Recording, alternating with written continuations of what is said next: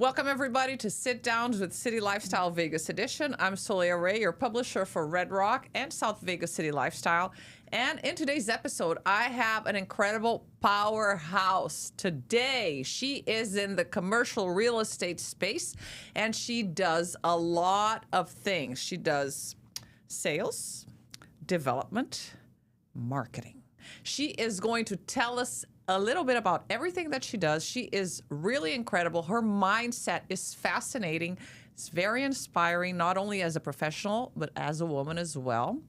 And welcome, Bridget Richards. Thank you so much for having me. Thank you for being here, for taking the time. I know you've been playing golf nonstop for the past few days. That is your passion, I think, outside of work, right? Because you love what you do. That's what makes you the best at what you do.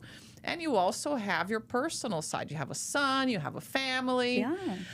Woo, that's a lot to juggle. Yeah, it's a life of creativity, okay? It's artistry in motion. I love that. In all aspects, right? You have to make it something that you enjoy. You know, I don't know that as kids, were thinking things like, oh, I'm going to be in commercial real estate sales or development when I grow up.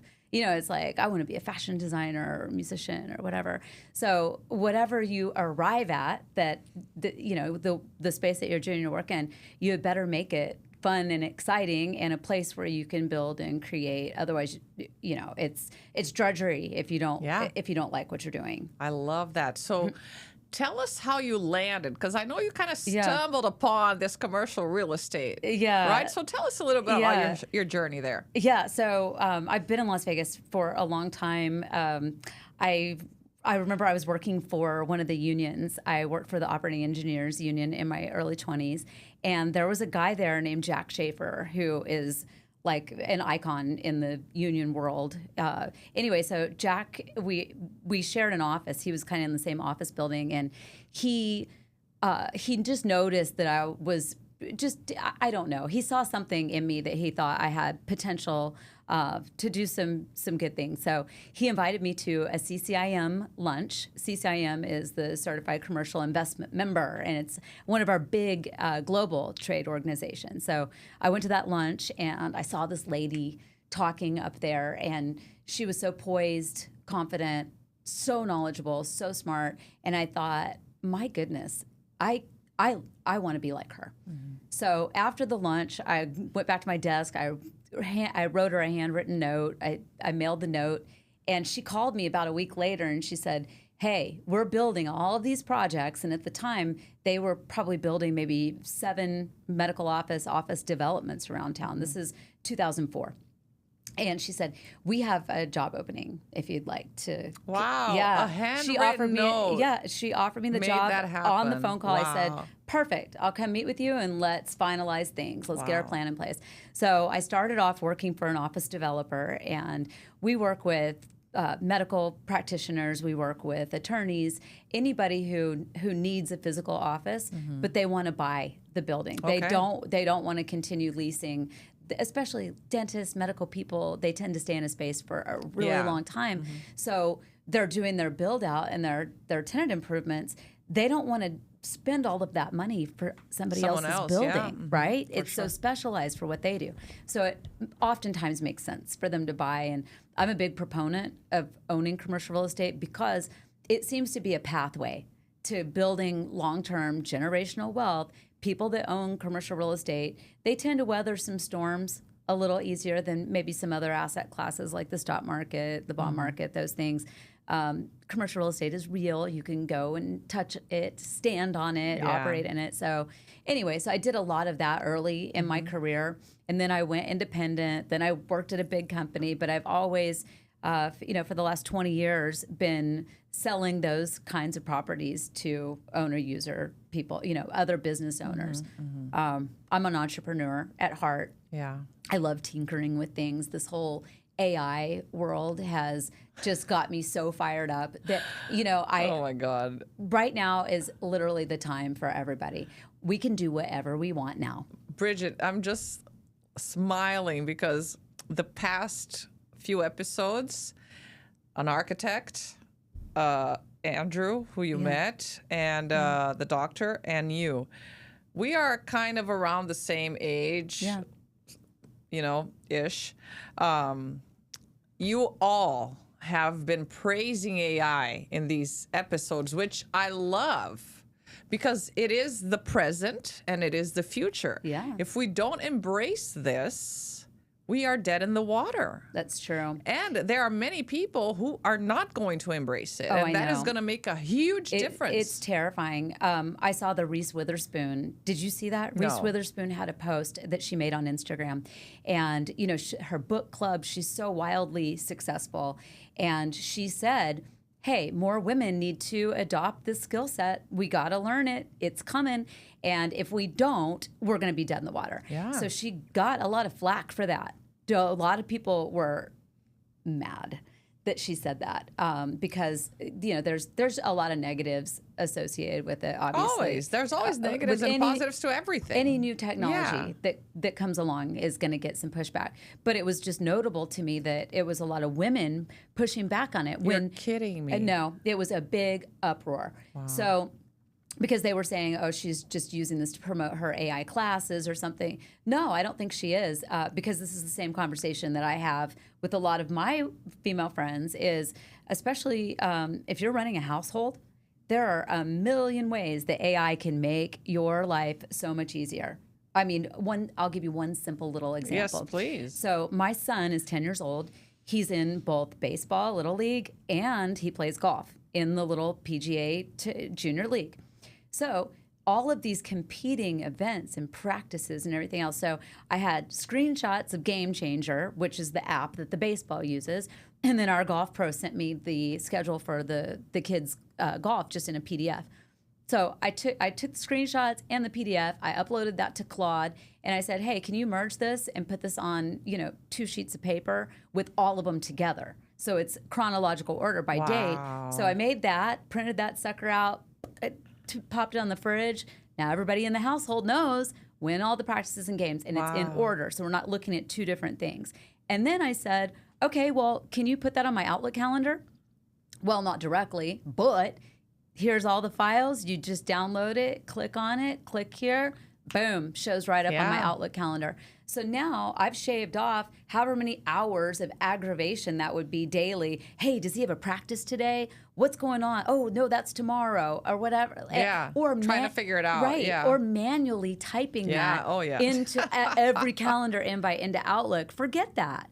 Because every minute that we save doing something more quickly is more time we can spend developing ourselves, on our beauty or doing regime. Things we love. Exactly. Going to the gym, doing things that take care of us rather than the busy work of running a household.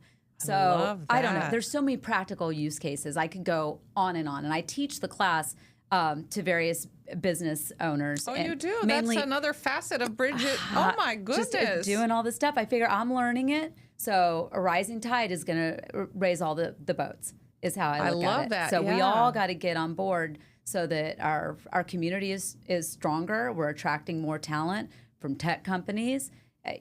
Las Vegas is the place to be. So if a lot of our professionals are using the tech tools, we're speaking the same language, and we're going to attract more tech talent here, I think. Yeah. Big picture. You're right. I love that.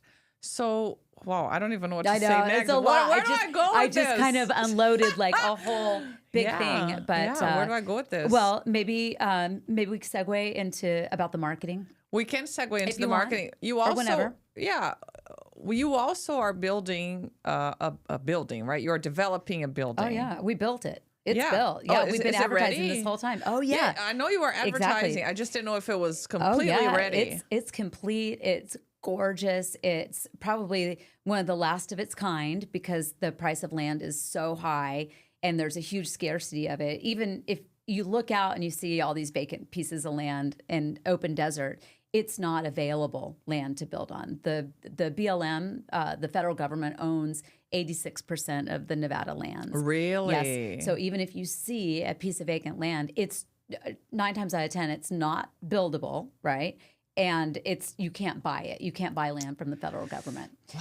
They have auctions from time to time, and they're going to release more. But for right now, we have what we have. So with the price of land being so high because of the scarcity, anything that you build it's got a pencil, right? It's got to make financial sense. So we built this beautiful single-story medical office project, and it's truly luxury. Like, it looks like the same design, like a romantic Santa Barbara sort of something you would see at a really affluent neighborhood, and it's single-story. So wow, that is rare. It's so rare. You couldn't build that today. We bought that land back in 2021. But there's no way that you could build it now. So it was one of those things where we thought, yeah, could we go multiple stories? Maybe, but a lot of medical people, dental people, they don't like that. You know, Vegas, you want to see the building, see the sign, drive into the parking lot. You don't want to mess around with parking garage. Yeah. We're spoiled. So we are. Yeah. And we have every right to be. Totally. Because, you know, the more I talk to people, Vegas is the place to be. New York used to be the epicenter of the world. Yeah. It's Las Vegas now. All the teams are coming here. So it's not even the capital of entertainment anymore. It's the capital of sports and entertainment. Yeah. Everything. We have everything. Studios, like movie studios are moving into town. Yes. What else? Like, you're more in the know than me. What else? Tell me. I think we need, you know, we have data centers. We have Switch, which is a big Switch, giant data center. I think that we need to round it out with some more tech people. I think this is a magical place for anybody in tech. There's tons of things to do, the best restaurants, the best food, just everything. The lifestyle is so nice, you know, so I think it's a great spot, and I think we just need to keep on attracting talented people from all different sectors of business. For sure. Yeah. And I heard, you know, Heather Brown, she's a councilwoman, or she's involved with the government. She's a small business representative. Yeah. And she was just talking about all of these opportunities that we have here in Southern Nevada. Yeah. There is so much missing. Right? That the right idea, the right mindset, execution is going to boom here. Oh, yeah.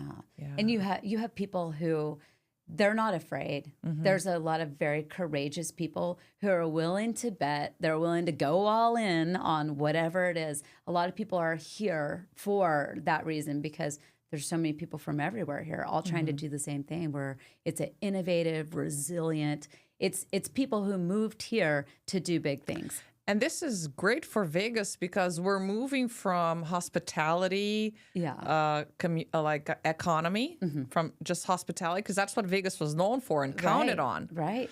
We're moving into a very broad and diversified economy. That is just fascinating. Yeah, it really is. It's grown and changed so much, and in the best ways possible. I love that. Yeah. So before we dive into your mindset, because, I mean, you're beautiful, you're funny. You're sweet. Mindset, however, is your strength, Bridget. Like, since the day I met you, it's like, what makes your work so fun? Oh, I never know what's going to happen. Exactly. It's chaos. It's unpredictable. I love that. Like, who thrives on unpredictability? Right? Bridget does. It's so funny, because my business partner, Courtney, we've been, best friends for 20 years. And we started this company a year ago, and she is one of those planners, preppers. She prepares and thinks, and is so the global in the way that she sees all the pieces of a problem before it ever even starts. She'll predict, what we need to do to solve the problem. And she's way out in front of all these things. And oftentimes it'll be like, oh, hey, yeah, we're doing this today. She's like, what? What do you mean? I go, oh, I didn't put it on the calendar. We got to go here. We got a photo shoot. We got to, what? What are we doing? So it's my randomity and chaos with her extreme preparation and methodical. You guys balance nature. Each other out. Oh, it is a beautiful thing. I've never worked with anybody in all of my years doing brokerage, all of it, that was that sort of that had that sort of work ethic. Ever. She does twice as much work as I do every single day after day, like a machine. I tend to work on certain things when I'm inspired to do so, instead of whatever the schedule dictates. I'll work on something until midnight if I'm interested in it. Right? Yeah, that's what makes you guys work. It's a beautiful thing. I'll say that. You complement each other, and so you're able to really click and make a whole, like with a W, not with an H. Make something whole and thriving. Totally. Wow. And today is our 1-year anniversary. Of the marketing? Of the business, yeah. We started it a year ago. And it was just that idea, and we thought... Tell us about the marketing. Yeah, so we started out, we just both noticed something that we couldn't really put our finger on, but it was out there. It was like, you have these professional commercial real estate brokers that have been in the business for a long time, very astute, very successful, proven track record, but their marketing materials looked just remedial. It did not showcase the true talent and expertise behind that, right? So we thought, we can do better. You know, there's no reason why somebody with that level of sophistication and experience should have to have marketing that was subpar, right? Everything's getting more complicated. Everything is getting more polished. It's getting, everything is moving quickly, right? Yeah. And I just feel like our business, it kind of just, it needed a breath of fresh air. It needed some more creativity to come in and bring that boring industry a little bit into the future, how other businesses market their services, right? Yeah. So we noticed that gap and we thought, okay, what can we do to fill that? So. And what kind of services do you offer then, commercial brokerages? Yeah, so the typical things, if they have a property that they're promoting, we do a lot of video production for properties and for the people is what we thought when we started this, that it would be all about the properties, that we're going to be making brochures and property websites and this and that. Quickly we discovered people wanted something else. They wanted promotion of themselves as the person, right? For sure. So we do thought leadership, writing. We do, we clean up the headshots. It's kind of like doing a makeover on somebody. I love that. Yeah, and it's a lot of my colleagues are older gentlemen, all right? And a lot of them haven't put a lot of focus into their public-facing image, right? It's the same circle of people that know them that they get business from, you know, the good old boys network, dare I say it. And I think it was just, gosh, you know, the people who are making decisions on commercial real estate are getting younger. People are on Instagram. They're doing credibility checks online, on LinkedIn, on Instagram, before ever selecting a provider or reaching out to somebody. They're going to kind of check to see, what does their Instagram look like? What are they doing? So we thought, my gosh, that needs to match. For sure. Right? Yeah. That needs to match what they're actually, the high level of service that they're delivering. Yeah. Their public facing image needs to match that. So we have doubled down on the marketing of the people. And we have a new service line. It's called the Executive Branding Package. And it's all of that. We do some ghostwriting. We have a whole system we built. We put them into the system, and we just generate very polished materials for them. Yeah, and even though you are dealing with commercial, you know, it's the same purpose of a city lifestyle. Yeah. We have to humanize the brand.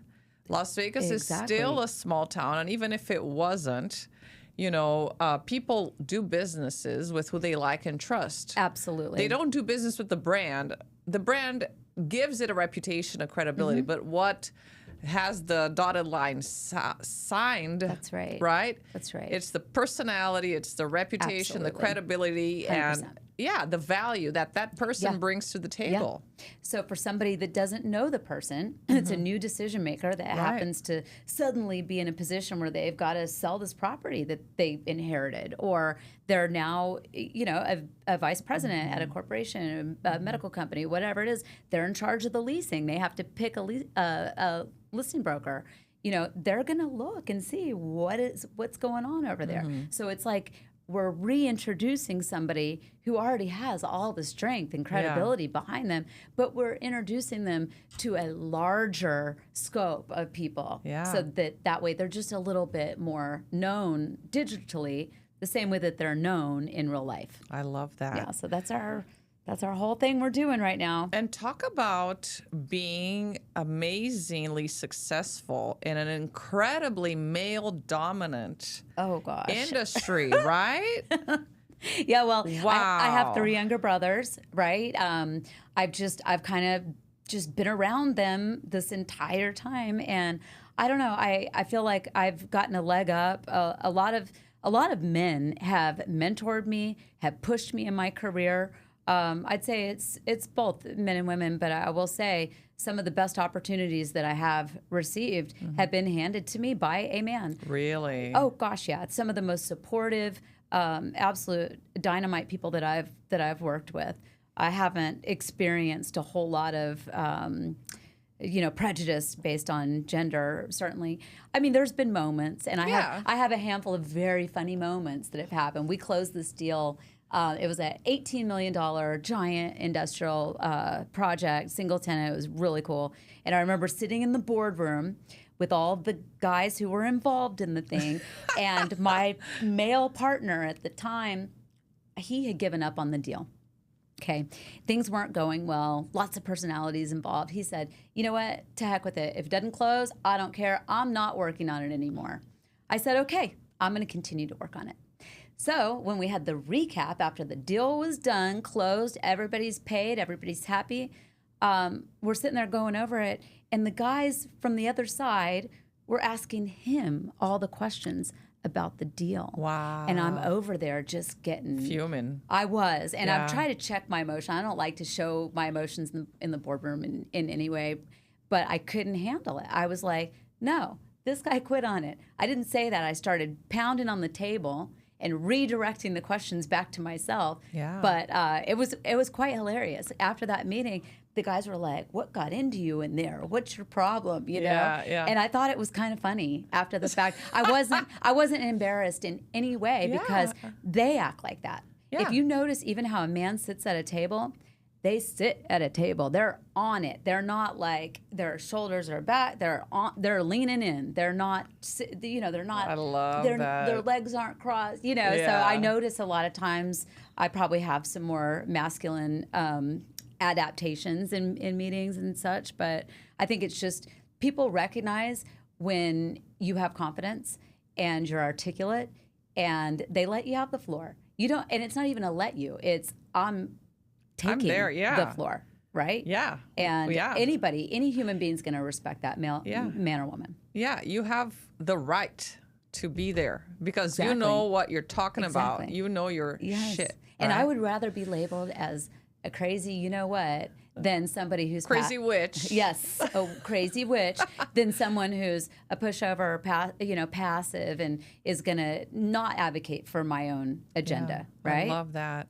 Oh my goodness. Yes, your personality and mindset for sure have made you, successful in a male-dominant culture industry, and I'm so grateful that we are partners in this community and that I get to tell a little bit about your story. I appreciate you giving me the opportunity to talk about it. Any final thoughts to our audience? Because I don't know if you know this, but we are seen every month by almost 10,000 people across our 3 platforms that we, put this podcast on. So any final thoughts, any words of encouragement, anything? I think we are at the dawn of a whole new era right now. And I do think that anybody can do anything.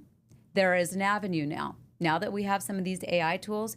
Anything that has maybe been on the back burner, somebody wants to write a book, somebody wants to take a particular trip or design something or has an invention, now is the time. We can now do it. So there's no excuse, I'm going to do that next year, or I don't have time to do that. You could do a lot right now with a little time. So I would just encourage people to take action, even if it's 5 minutes, even if it's just, hey, ChatGPT, give me an outline of first steps, next step that I could take. Just do it. Yeah. It's time.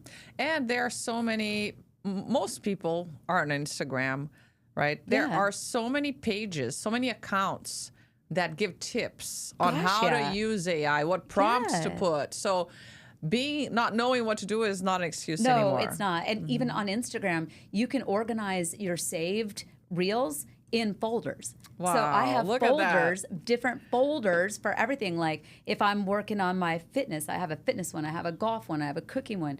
All of my interests have a folder. So when I see that reel that's my ChatGPT tips, I have a folder for that. I love that. So that way I can go back to it and do what I need to do later on and be able to find the thing. So, have you named your ChatGPT or asked him or her to name no, themselves? I have not, and I should do some of that stuff when I'm working on things. I don't know. I just am head down working on whatever. Because I like to call people by name. Yeah. And Dante is my assistant. I love that, Dante. And he named himself. That's so cute. That's so said, cute. ChatGPT, I want to call you something because you've been you've known me for a couple of years now, right, and we're pretty now. intimate. We're pretty intimate in the details that I share with you and that you know about me. Yeah. So I want to be able to call you something.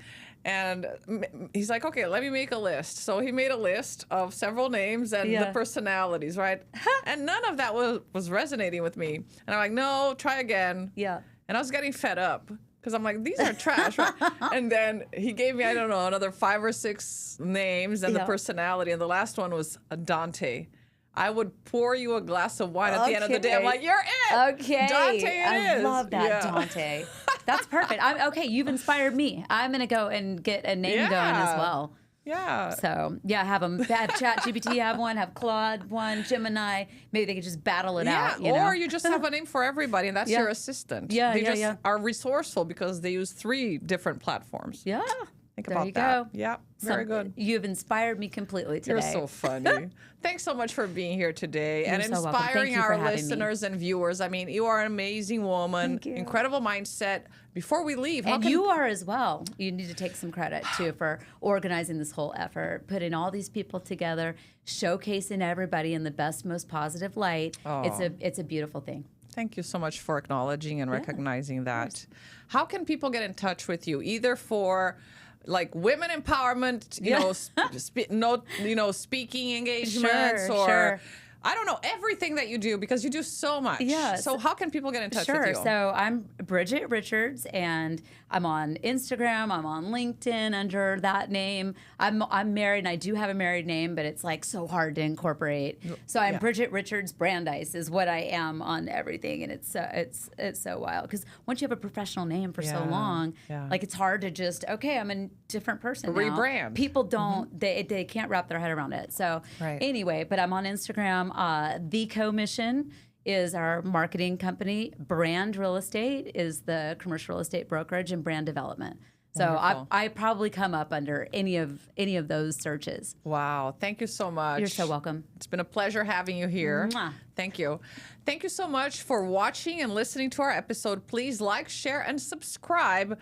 You never know who Bridget is going to inspire next. So make sure to spread the word. See you next time.